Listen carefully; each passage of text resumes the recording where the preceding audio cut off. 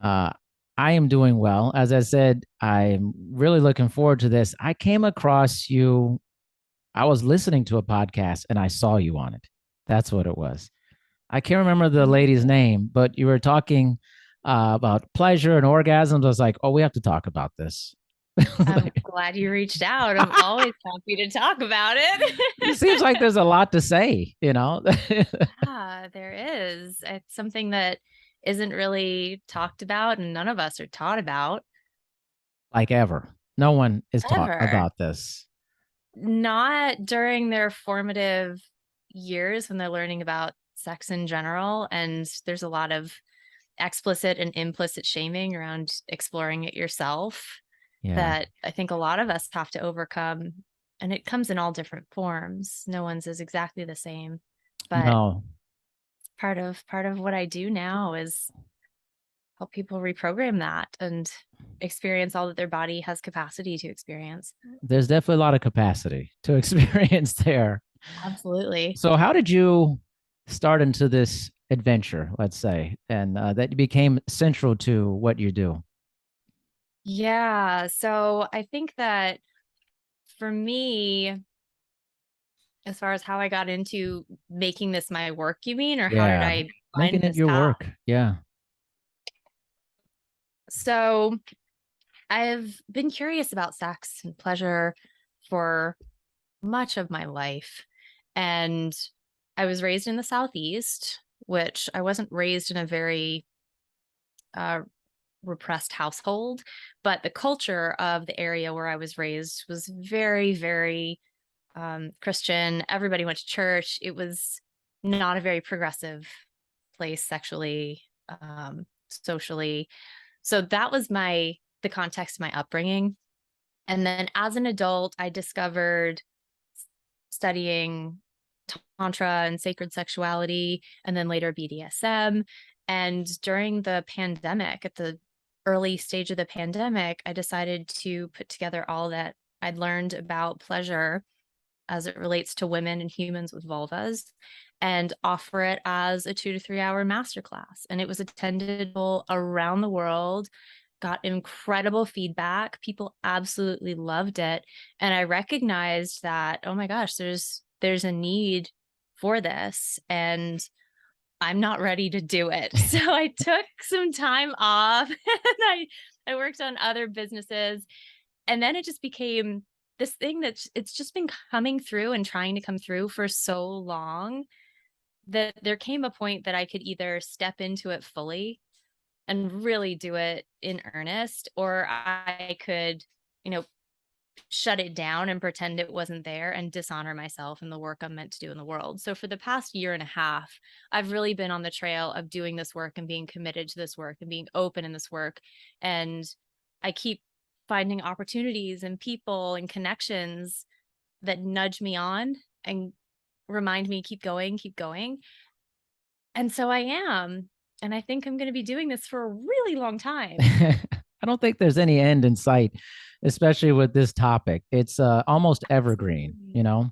It is evergreen. And it's something that I think there is a shift happening culturally and on a grander scale that people are tuning in more to their bodies, into their pleasure, and recognizing that it's not just a physical experience, that it has ripple effects that carry out into your life and into the world. One of the things that I think is so amazing about sex that isn't really talked about is how healing it can be.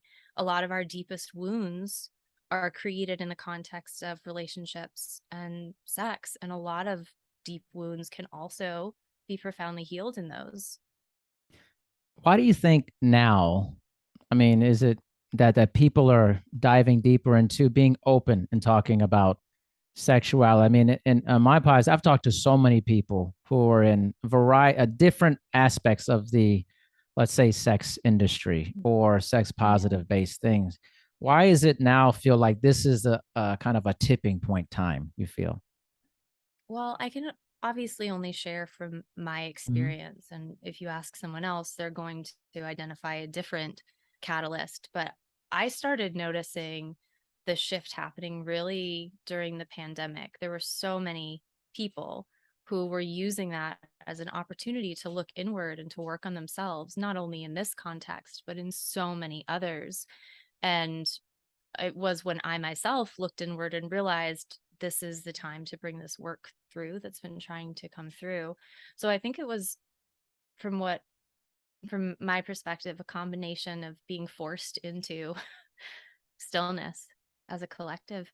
And for those who decided to use the time as an investment, I think a lot of us started exploring our relationship with our bodies, our relationship with our internal world, how we relate to other people, because we were forced to, in a lot of situations, being in quarantine with people or navigating long distance relationships during a lockdown. We were really forced into examining relationships and going inward, in Most my definitely, experience. yeah. That's been a common thing I've heard when I've asked different people this, but Yeah, let's transition into talk about orgasms, right? We got let's to talk talk about about it. them.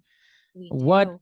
are the misconceptions you hear about orgasms from men and women, the people you work with? Yeah. So most of my work as it relates to orgasm is with cisgender women. Apart from this work, I'm also a voice therapist and expression coach exclusively for transgender women. But my lived experience is as a cisgender woman. It's what I know, it's what I've explored, it's what I teach. So when it comes to orgasms and the breadth of possibilities that are available to people with vulvas, I teach from my own experience first and foremost. So um, I think that a lot of misconceptions I see and hear are that, an orgasm is one thing, first of all. That's one myth. Another is that I actually did a reel on this recently. There was a really prominent relational teacher who had a reel she did about sex and how men could get more sex by women having fewer orgasms. And it beautifully illustrated a lot of myths that I think continue to be perpetuated, unfortunately, still by some leaders in the field. So, common misconception that an orgasm is one thing, that it's harder for women to orgasm than it is for people with penises, that women or people with vulvas want sex less than do people with penises, that if I'm going to use the term woman, recognizing that anyone with a vulva can have this experience. But if a woman has an orgasm, that's lucky. Anything more than that is like a cherry on the cake. And what's missed in all of this, there are obviously tons of others, is that a woman's orgasmic capacity is truly limitless.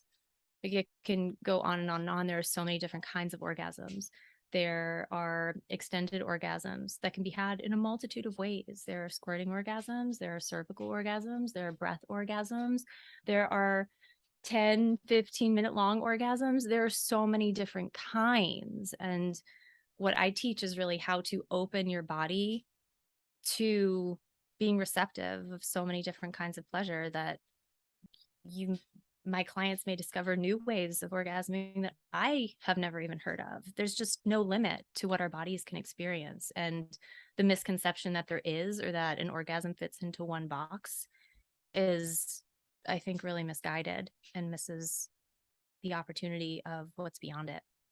Yeah, and then, again, I think it's driven by when you're growing up, this discussion about sex, especially orgasms, this is not happening It's not. amongst familial units. Mm-mm. And you have people who are raising other people who have maybe shame or lack of education, all the above, and then they don't feel equipped to talk about it with their, offspring related to it. Yes. So, what's the appropriate kind of time, coming of age time, to really start discussing this and having frank discussions? So I am not a parenting educator. I am a mother. I have a 7.5-year-old son, and I can share what I have chosen to do and offer that as an option to anyone listening. In our family, it started with, first of all, naming body parts anatomically, just very foundational, and eliminating any implied shame that there's something wrong with calling your penis a penis. Right. There's something you don't like. This is an elbow. Right. This is a shoulder. This is a vulva, and just giving it a name like you would any other part of your body. And then from there, when my son does come to me with questions about, he hasn't asked explicitly where babies come from, but like he knows how he was born because he's Right. asked. So answering questions honestly and in a way that's age appropriate and doesn't sugarcoat the words or the process. Because if you sugarcoat something or you change the name of something, what you're communicating is, we don't talk about that. So Yeah, taking most steps definitely. to eliminate, and most people, I don't think they don't do that for that reason. Yeah. A lot of people were raised being told that their genitals were called a name other than their anatomical name, and it wasn't with the intention of instilling shame in these children, Right. but it subconsciously teaches a child there's something wrong with that part of your body.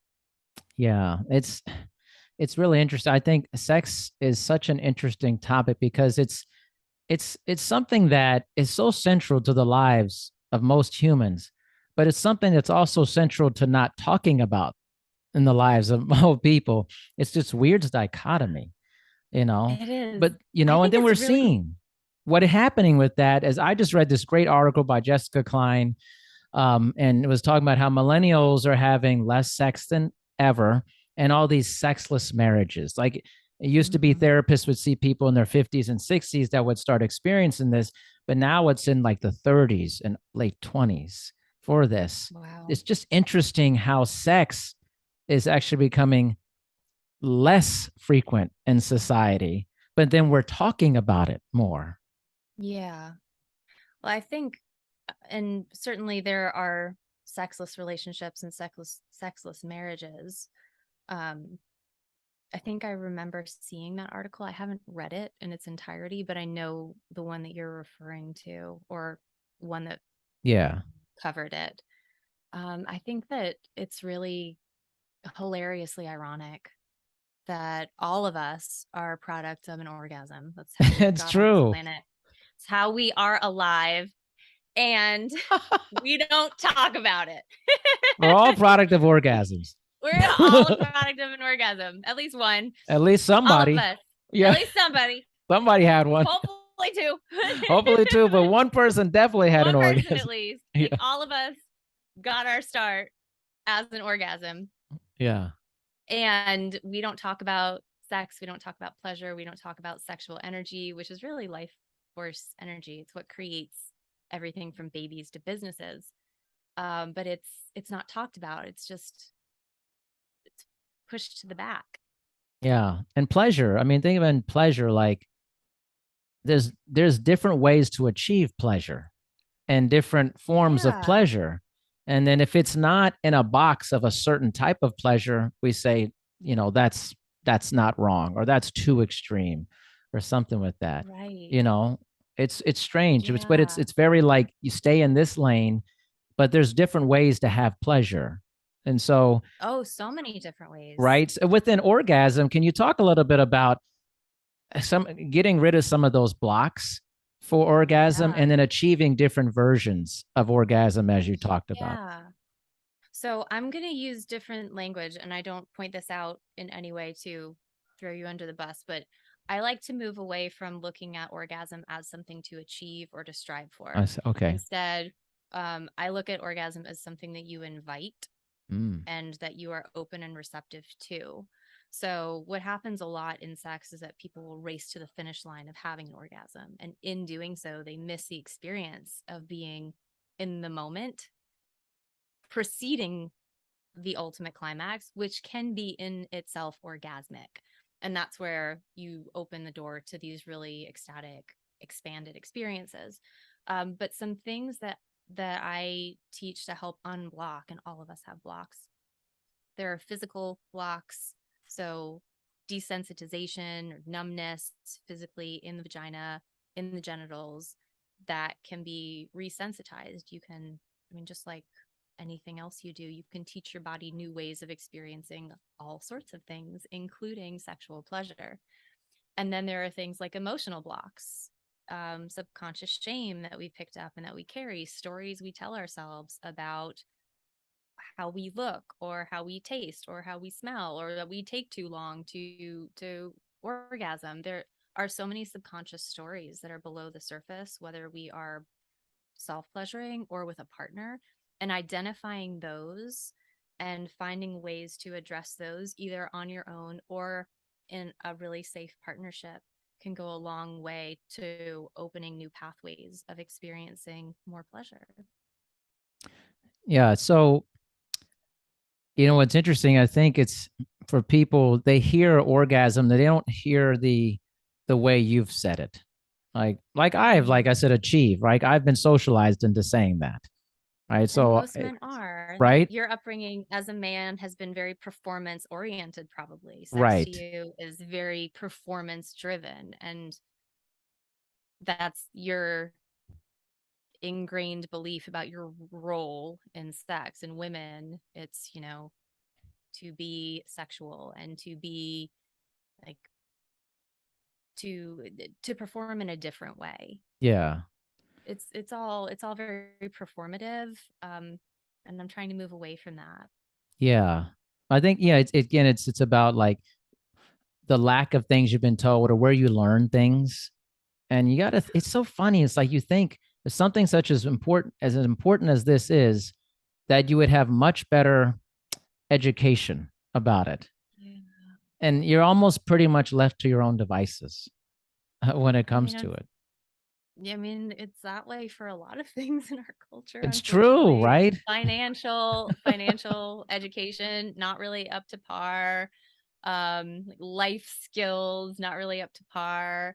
Sexuality, consent, pleasure, body autonomy, not a whole lot being done. It's at least when I was in school, sex ed where I grew up was very focused on pregnancy prevention and STD Oh, yeah. mitigation, like bordering on abstinence only. I Right. was raised in South Carolina, but not quite that Oh, far. sorry. I'm not That's joking. okay. I mean, look how far I've come. Come on. I South was like, Carolina oh, is a wait a minute. beautiful state. Yeah. South Carolina is a beautiful, I'm wonderful just messing with state. you.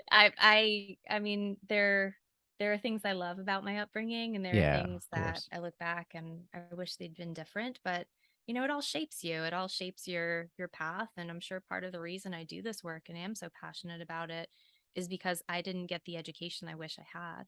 Yeah. I think part of this kind of awakening in this with society is like we're all kind of like, what? Like, this is really important. Why haven't we learned more about this? Because like for me, I want to platform as many people as possible doing this type of work. But how do you get people over? Like you had mentioned, like orgasms, like a squirting orgasm. Like when somebody hears Mhm. that, let's say you talk to them about it, what's their reaction and how do you kind of help move them towards these ideas of things to invite in their life that have always felt like overly sexualized or overly, let's say, um porn based, with Yeah. that? How do you kind of start that kind of reprogramming with that with people? A lot of people fall into two camps. People generally, in my experience, women who have experienced them themselves, and most of those it was a surprise when it happened because they didn't know they existed or they didn't know that they were real. Or women who didn't know they were real at all. Those are really the two primary groups, if I had to divide them on the topic of squirting orgasms, that they fall into. And I think a lot of our education, for better or worse, about sex and pleasure has come from porn because it's been the only accessible medium to learn about it. And I'm not anti porn, but it is not a reliable source of pleasure education. So people come to me and work with me from all different walks of life. And there are some women who work with me for whom even touching their genitals is something really uncomfortable and edgy. And then there are some women who find me and want to work with me because they are in their own sexual awakening. They feel their body waking up and they want to learn how to harness this power and experience these transcendent orgasms, and they're ready to. So I don't push anyone to do anything that they're not ready to do. I hold space and witness and support them and meet them where they are. And if they're ready to go into discovering what their bodies are capable of. And they have some blocks. We work with those and I hold them through it. But I think a woman has to be curious and she has to be ready and she has to see that yes, it is possible for her body to do that too. Because it's possible for anyone with vulva to squirt. Anyone. Interesting. See, I didn't know that. I definitely did not Yeah, know and that. most people don't. Yeah. What's the I mechanism behind that? Like, how does that, forgive me for being really ignorant about this, but like, what's the you have mechanism no need to behind that? apologize. This is why I do what I do. Yeah, The but this is why mechanism I do what behind I that. do. It's Yeah, these are education. important Yeah. conversations. Thank you so much for asking that question. So the mechanism behind it, if you want to get into the technical aspect of it, it stems from the G spot, which is part of the clitoral network. The clitoris that we think of as the clitoris is really, quite frankly, the tip of the iceberg. There's a lot that's beneath the proverbial surface. And the G spot is one of those components of that same system. So when someone is highly aroused, the G spot will protrude from the vaginal wall and it has a different texture. It's a little bit bumpy. And by stimulating the G spot consistently and with appropriate pressure, and with the angle being right, you can elicit ejaculation in someone with a vulva. And sometimes this is like, or my definition of orgasm is very different than probably most people's. I consider orgasm to be either what I call a ding and done, which is, you rise, peak, and then it drops off. It can wave and be extended. It can go on and on and on and on and on. It can be emotional. It can be energetic. It's anything that is a release of either sexual energy, emotional energy. Um, there are a lot of different kinds in my vocabulary. So for this particular orgasm, it may be just physical ejaculation and there's no actual climax, but it still feels amazing. Or it may be a climax also, or it could be several. There are different experiences of even that facet of a woman's sexual experience. And what is it? What is that fluid then? What is that? Again, this is my education about this as well as the audience. What Totally. is the actual fluid that happens during ejaculation for someone Yeah, with a so vulva? it's produced in the glands of the, I think, in the G spot. Mm-hmm. And some people think that it's urine. It's actually not urine.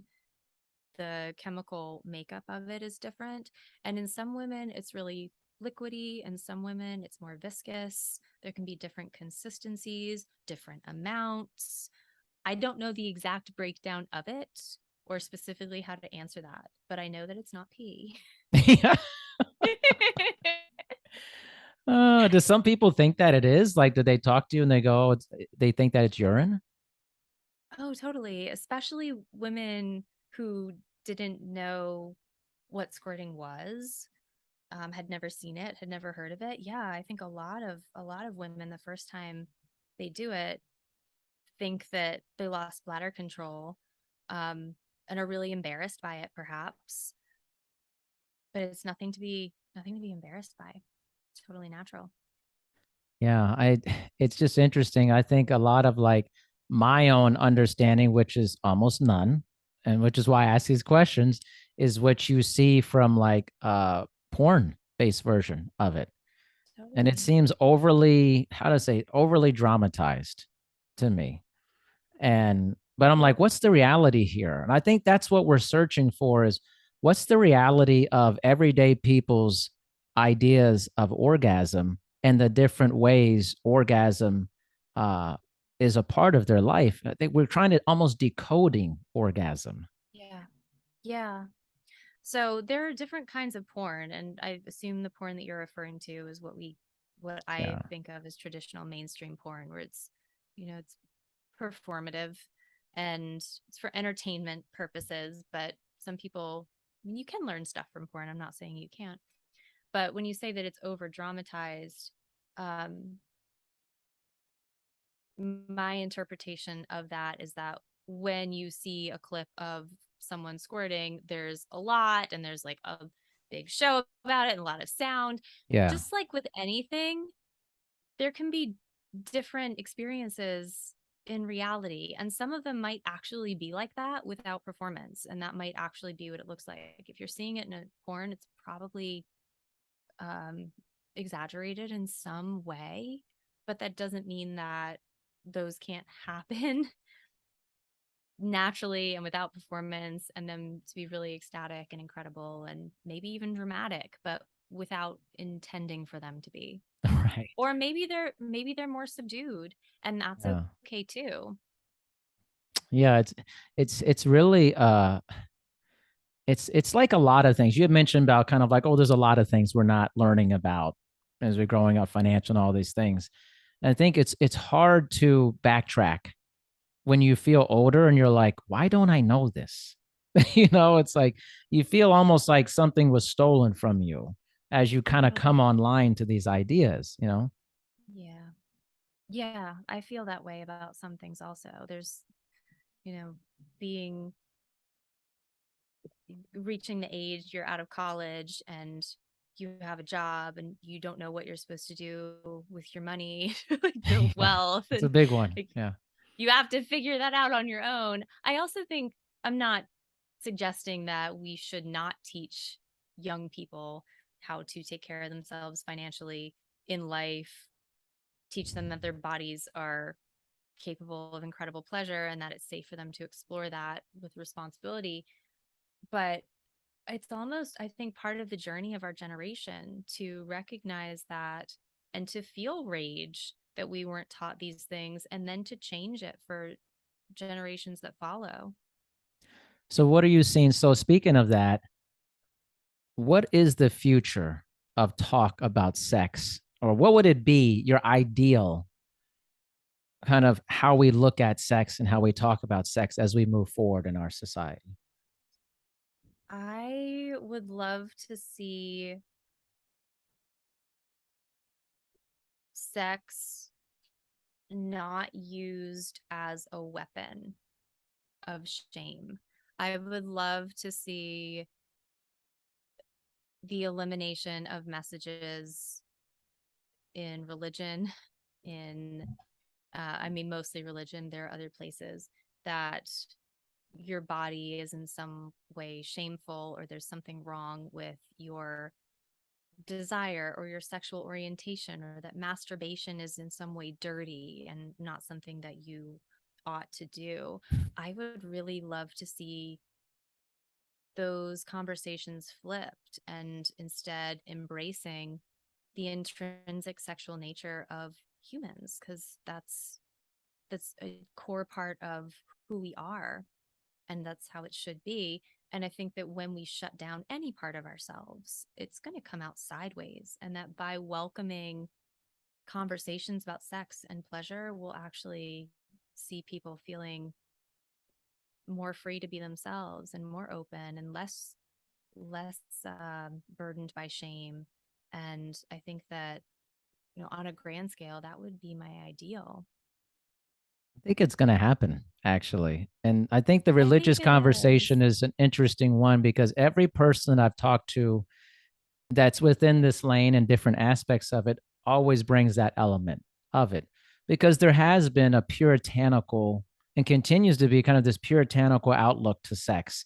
Even if you think about the term missionary position, right? It's true. This is a very puritanical, judgmental, almost race aspect to it. And the actual Mm-hmm. meaning, my wife and I were talking about this the other day. If people actually understood where that came from, they'd be like, "Oh, wait a minute, that's not right." For that, um, About the name missionary position, is that what yeah, you're, yeah, are you open to sharing that? Because I'm curious to know. yeah. So it'd be like when, especially like religious institutions and stuff would go visit, let's say, people in third world countries, or and they found out that people were having sex in different ways that wasn't missionary position. The missionaries would go and talk to people and say, "Oh, this is sacrilegious. They're having sex in other ways beyond the man on top." And So that became what birthed the term missionary. Missionaries go, Wow. sex should be man on top. It's the patriarch aspect Yeah. of it. Most people don't know that, what that Wow. is. And that has been pervasive throughout pop culture and people learn about, but they don't know the actual origin of it. Thank you for sharing that. I didn't know the exact story. Yeah. I mean, you can make an assumption, missionary position, something Yeah. that was imposed and taught, but that's interesting. I think that sex has been used as a tool in religion, different types of religion, as a means of control Yeah. because it is something so core to humanity. And if you can shame someone for being what they can't help but being, you're Right. going to have a lot of power. You will have a lot of power. And which for me, I try to have a very different, like I talk to as many people in this space as possible, which probably seems very opposite for I've lifelong been spiritual, religious, but I come at it I believe in a very central tenets of loving God, loving other people, and that sex Mhm. can be experienced in a variety of different ways. And we need to get this very puritanical, very rigid thing gone. We need to Absolutely. stop persecuting people who have different genders, who have different whatever. It's you love people. You should be loving people. And you don't Mhm. love any my wife said this is great. You should never love someone through the lens of their sin, of what you Oh, think ever. You just love wow. people. You just love people. Never through the lens of everybody has made mistakes. All people make Absolutely. mistakes. No one Yes, is perfect. But sex is something that all humans should enjoy and love. It's I feel it's so natural for us. it And it, is. it burns me up that actually so many people are having so much less of it at this point, Mhm. which is Yeah. insane to me, especially young people who are like, sex is not a thing. I've had many researchers on here discussing it in the Gen Z, and they're just like not into it, man. They're and Yeah. as a generalization, obviously there's exceptions. So it I makes think your that work very interesting. that energy is being channeled in other ways by that generation though. It's there are other ways to use sexual energy and creative Right. energy. And I think that the world needs a whole lot of creative overhaul right now. So a lot of things need to change. We can't just all have sex all the time, guys. That's so true. so I think that maybe that generation may be channeling that energy in a way that other generations haven't, which doesn't mean that sex is less important. It's still the same Yeah. energy. It's still, cultivating the same powerful life force in us. But that's interesting. That's really fascinating. Yeah. Well, don't you think like I'm talking like the work you do, people Mhm. probably come to you and they have all these different ideas of what things are in art. And then you go and you tell them something that completely shatters what they've known. And it's like, wow. And that's like a lot of life, literally. It's like It a lot of is. life. Yeah. I mean, I'm continually learning and changing, and I don't ever paint myself to be an all-knowing Right. master of orgasms or sex. I know a lot. Um, and I'm happy to teach what I do know and what I continue to know. But I don't see myself as a keeper of some secret wisdom. I just see myself as someone who discovered something that all of us Yeah. should know. What is your take on how the message of sex is starting to be put out in today's society? Are there, and like, so like in my business and fitness, the message and the messenger is often very messy. And I feel like we need better messengers of fitness and wellness and better messages that speak to more people. How do you feel that is in what you're doing? Who are the messengers? What are the messages? And are they actually connecting with people in the way that you think would be positive? I see a lot of people doing really impactful work. And in the media I follow, I mean, I keep a finger on the pulse of world events. But as far as media that I allow to permeate my field, I want it to be something that can benefit me in some way, that is inspiring, that is factual, that doesn't drain me, but enlivens me. So I surround myself with content that enhances my life. I don't really know what's out there that depletes people.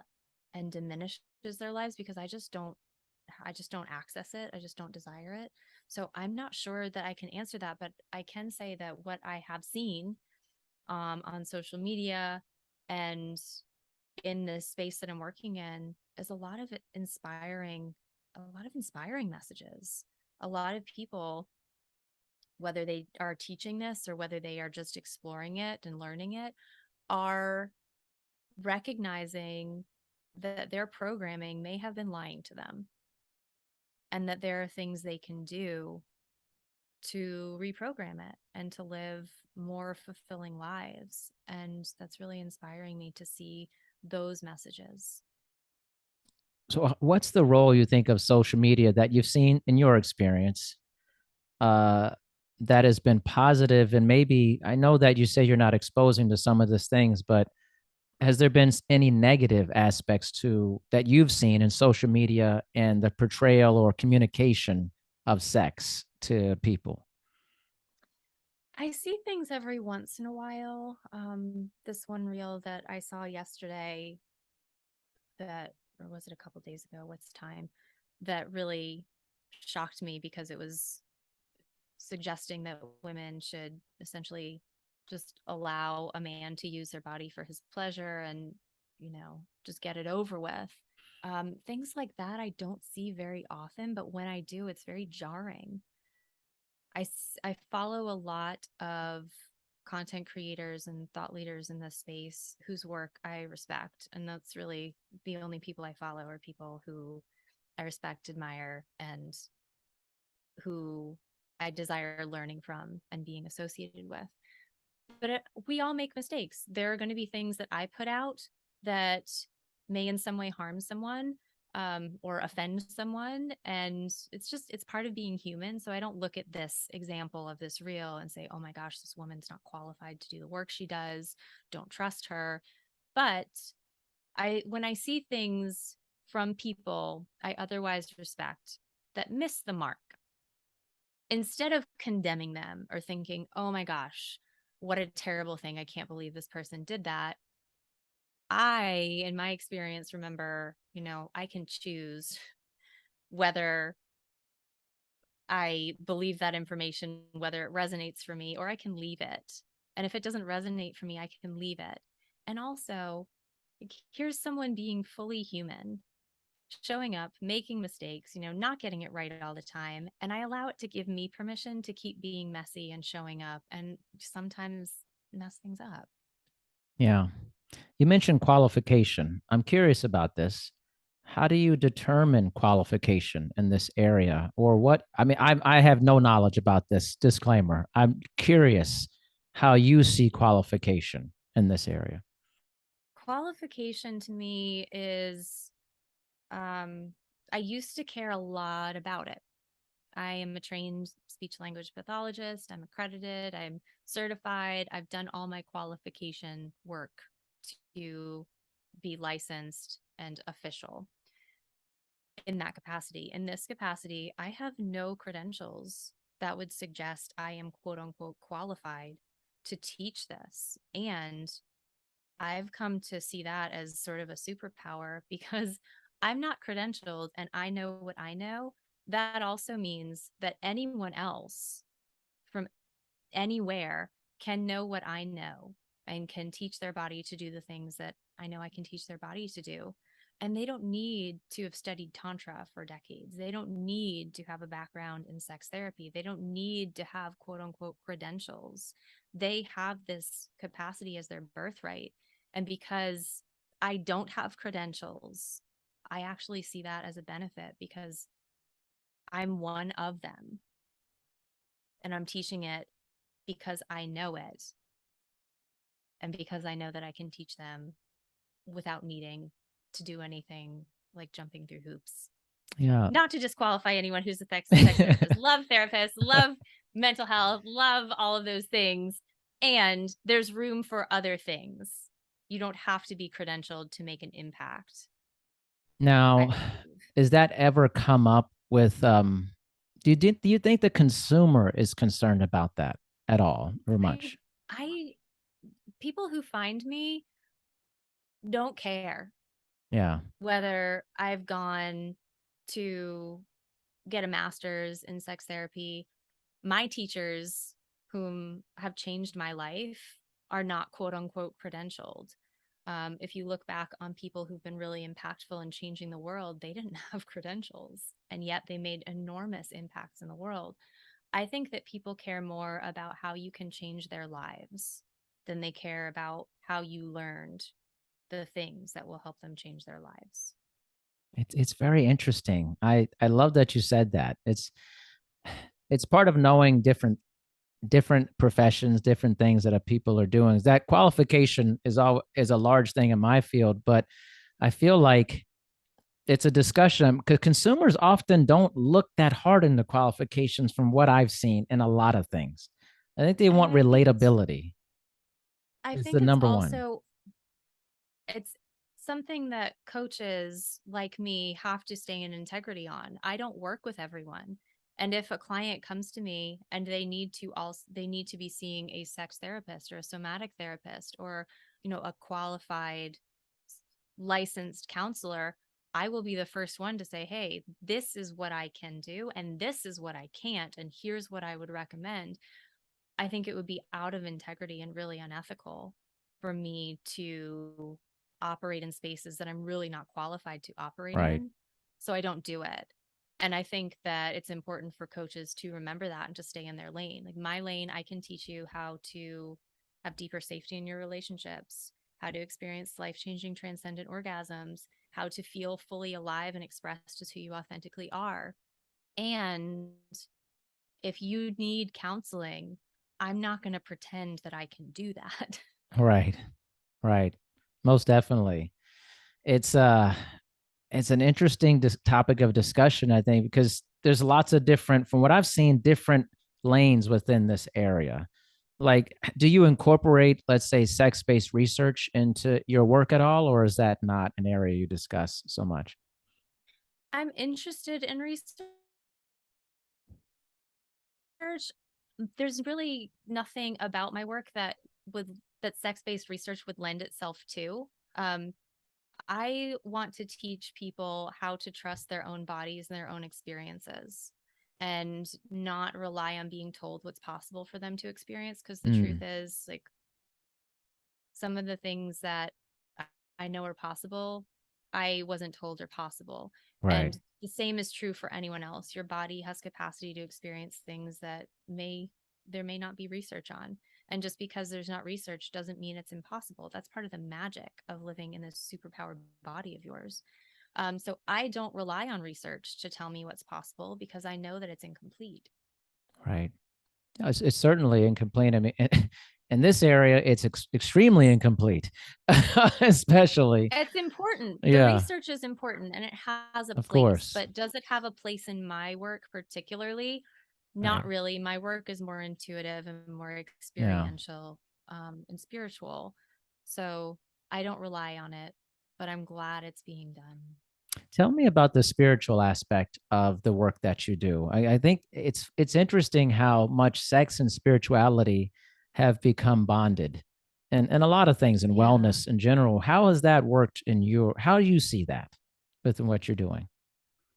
So I think that when when anyone, but in my clients I've worked with, particularly on these experiences of transcendent orgasm, when a woman realizes what her body has capacity to experience and she feels into how powerful that is to have the ability to do these things, when she starts learning how to experience pleasure in her body and be receptive and open to it, she becomes really magnetic and she feels and exudes this radiance in the world.